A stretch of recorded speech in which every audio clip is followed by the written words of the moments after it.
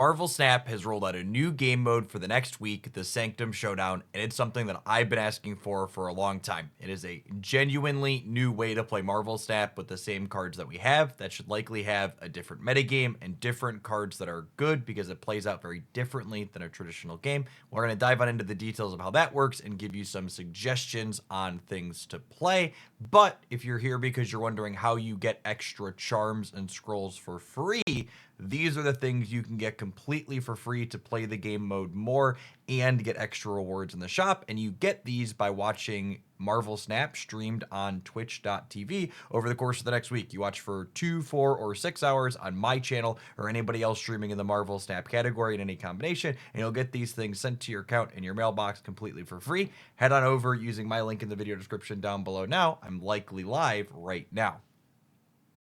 So, how does this new game mode work? As opposed to playing for 2 out of 3 locations after a set number of turns, you're acquiring points over the course of the game with which locations you're winning each turn, determining how many points you get. The first person to reach a total of 16 points is the winner of the game.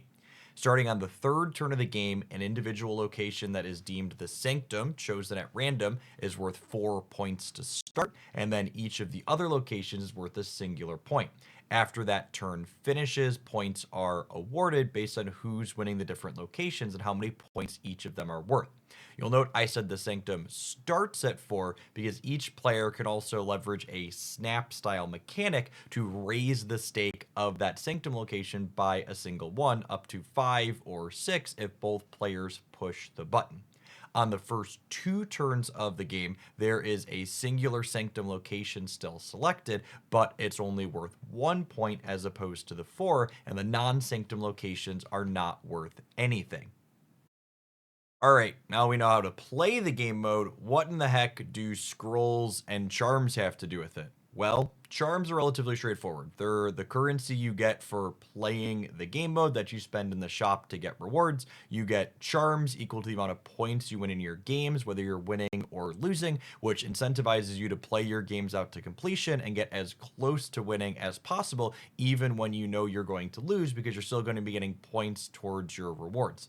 The reward shop is pretty impressive for this game mode. You can get up to 4 guaranteed unowned series 4 or 5 cards. There's exclusive variants and emotes. There's lots of cosmetic avatars and borders, and there's even things down to credits. As if all of this wasn't enough, there's also not 1, not 2, but 3 brand new cards coming to Marvel Snap that'll release in March as Series 4 if you missed them here. That'll be accessible in this game mode first. We have Uncle Ben, a 1/2 that replaces itself with Spider-Man when it gets destroyed. We have Laufey, which steals a power from each other card at its location. And we have Gorgon, a card that looks like something of an Erisham/Victoria hand hate card. That just leaves us in, what do scrolls do? Well, scrolls are how you actually play the game mode. Anytime you want to enter the queue for the Sanctum Showdown, you're going to have to burn a scroll in order to do it. They're going to give us all 7 scrolls to start, and then you're going to get 2 more on a drip feed every 8 hours for 6 additional per day. And as mentioned at the start of the video, you can also get 12 extra from watching Twitch drops this week on Marvel Snap Twitch. Past that, the winner of each Sanctum Showdown game gets their scroll back to play again. So, how many scrolls do you get? How many Sanctum points does it turn into? How many of these rewards can you actually get without spending gold to buy additional scrolls? Let's go ahead and make some assumptions and break down some of these details, huh? In order to estimate how many charms a free-to-play player can expect to get, we need to make some assumptions about their win rate and average points per game. I'm going to be running our calculation assuming that you have an exactly 50% win rate and that you're getting 16 points in the games that you're winning and you're getting 8 points in the games that you're losing for an average of 12 points per game that you play. When we factor in your free scrolls that you get daily, the scrolls that you start with, the scrolls from Twitch drops, on average, a free player with a 50% win rate can expect to get about 3,500 charms over the course of the 2 weeks that this event is running. This number did not surprise me at all when I calculated it because the new cards being released in this game mode cost 1,200 charms each, and this number is surprisingly close to giving you exactly enough enough as a free player to get all 3 of the new cards if you're having the maximum amount of engagement with this mode. It's also worth noting that this number does not include the sorcerer ranks additional scrolls that will likely be happening, because I don't know what those details are when I'm recording this video the night before the game goes live. So I would not be surprised if there's enough additional scrolls in there to get you an additional 100 charms in here as a 50% win rate player, meaning you need a very average win rate with maximum engagement to get all of the new cards from this mode.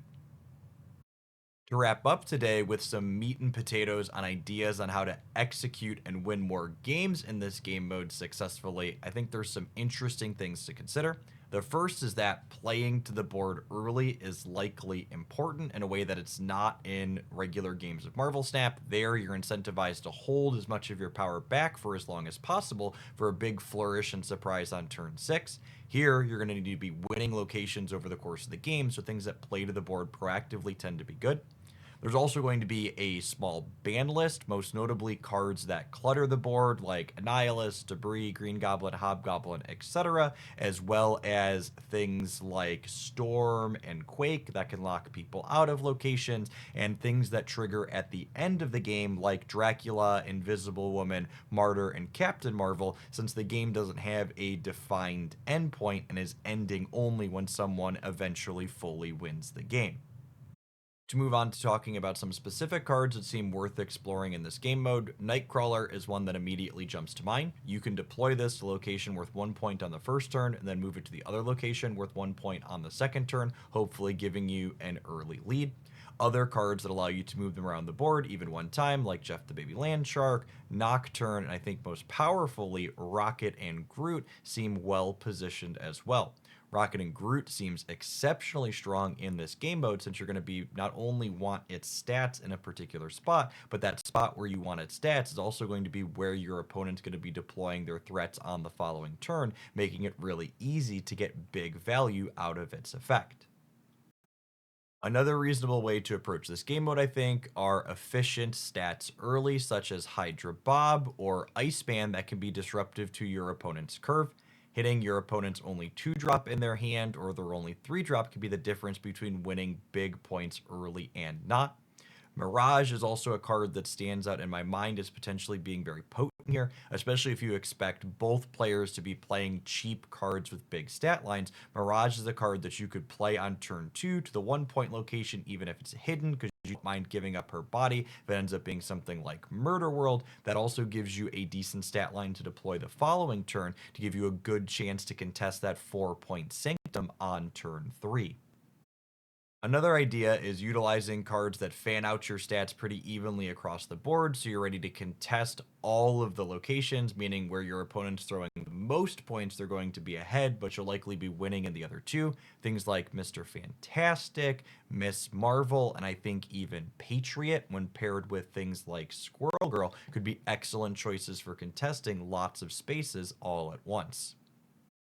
Next up, while they banned some of the clog cards, they did not ban all of them. In particular, White Widow with her Widow's Kiss is legal in this game mode. While your opponent can fill their location to blow up the Widow's Kiss, we can prevent this in a couple of ways. In particular, Armor as well as Red Guardian taking the text off that Widow's Kiss can make sure it sticks around. And White Widow herself will just be good early in this game mode because she's effectively 6 points worth of stats for 2 energy, which is a really premium rate. Luna Snow with her Ice Cube also has a pretty similar effect as well, especially when paired in tandem with Red Guardian, taking the text off your opponent's Ice Cube, so it's just a useless -2, occupying some space in their lane. Kate Bishop is notably also legal in this game mode. Her Acid Arrow is going to be the singular most efficient way to clog your opponent's board up, even if it's only happening 50% of the time. And last but certainly not least, Dr. Octopus is a great way to yank down one of your opponent's smallest cards to completely fill up a location, making it exceptionally easy for you to win when it's the Sanctum that turn and other future ones. Obviously, as of the recording of this video, I haven't played any Sanctum Showdown yet myself, but I'm incredibly optimistic about this game mode and what it could mean for the future of Marvel Snap. I think an additional, meaningful, strategic way to play with your cards that's different than the ladder and conquest in Deadpool's Diner is exactly what we've needed for some time to help with really invested players burning out. Part of the reason why I played Magic the Gathering for decades was because draft, standard, modern, legacy, vintage, there were just so many ways to play with all of my cards. It was always easy to find a new way to enjoy the game, even if I wasn't enjoying the one I was currently playing. And Sanctum Showdown feels like it could be just that for Marvel Snap. Remember, if you're looking to get those 1,000 extra charms, some additional scrolls for free, drop by my live stream or anyone else streaming Marvel Snap on twitch.tv over the course of the next week. I'm probably live right now. You can find my link in the video description down below. I would love to hear what you're expecting from Sanctum Showdown. Has it been good for you? Has it been bad? Let me know in the comments down below. I appreciate you making it all the way through to the end of the video. If you enjoyed my roundup and my breakdown, make sure you're subscribed to the channel so you don't miss any other Marvel Snap game news and updates. I hope you have a great rest of your day and you hit your goals, whatever they may be.